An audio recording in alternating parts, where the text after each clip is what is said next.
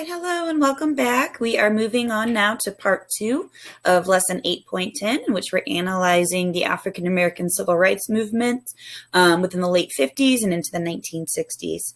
So the first portion of the video, we mostly discussed Dr. King's different methods, including nonviolent protest, direct action, and legal challenges in order to push efforts to desegregate. And so for this portion of the video, we're going to examine the debate over these nonviolent tactics. So we're going to see a splintering, if you will, of the civil rights movement into different groups. So particularly, we're going to be examining why continuing resistance, particularly by Southern governments, Southern states, law enforcement, and courts, is going to overall slow the efforts at desegregation. It's also going to spark both social and political unrest across the nation. And then right about 1965, we're going to see some debates among civil rights activists over whether or not these nonviolent tactics are actually efficient. And again, we're going to see different groups splinter off and try to use different tactics in order to enact change. So the first category is groups that advocated using nonviolence as well as civil disobedience as their main tactics. So this is going to include the National Association for the Advancement of Colored People, otherwise known as the NAACP. So this organization has been around for a while. Up until this point, it was founded actually in 1909. And they're going to pursue especially civil rights cases such as the Brown versus Board decisions within the federal courts. So the NAACP is primarily going to use legal challenges in order to try to enact change. We also have the Congress for Racial Equality, known as CORE. So this group will actually be founded within the 1940s, and CORE will advocate for the cooperation between both Black and white people with the goal of civil rights reform. So CORE is the organization that organized the Freedom Riders, for example, which consisted primarily of both Black and white protesters. Then we have the SCLC, or the Southern Christian Leadership Conference. This is going to be a group of Southern ministers who are directly organized under Dr. Martin Luther King's leadership. This is going to be the leading organization that enacted civil disobedience. And so civil disobedience is essentially when one breaks a law in order to try to demonstrate that that law is unethical. And so they tried to enact legal change by having everyday citizens or civilians break unethical laws. Okay, guys, I just realized looking at the PowerPoint that both A and B are repeats, so feel free to cross out B. And we're actually moving to part C. So we're going to contrast the groups that wanted nonviolence and civil disobedience with groups that advocated using a little bit more of an aggressive approach in order to try to enact civil rights reform or change.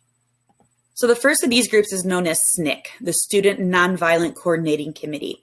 And this is going to be a student group, so consisting mostly of young people that are organized in order to do the sit-ins. SNCC becomes the voice essentially of the young protesters who felt like the nonviolent groups were taking too long to achieve change. So by organizing things like the sit-ins, they were able to have a more in-your-face type of approach to enacting change. So this group in particular is going to be led by John Lewis and Stokely Carmichael, and they will be the main advocates for the direct action. And they are going to increasingly seek confrontation with government, with law enforcement. And this had this group be essentially at odds with the SCLC.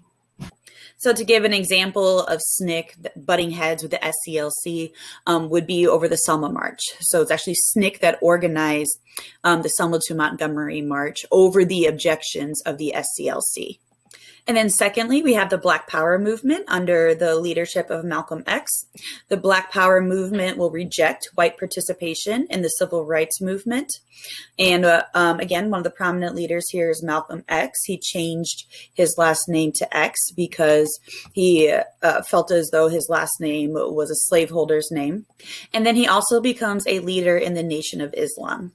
So Malcolm X's vision differed from what we see from King's, in that he envisioned all Black communities that essentially were self-sufficient.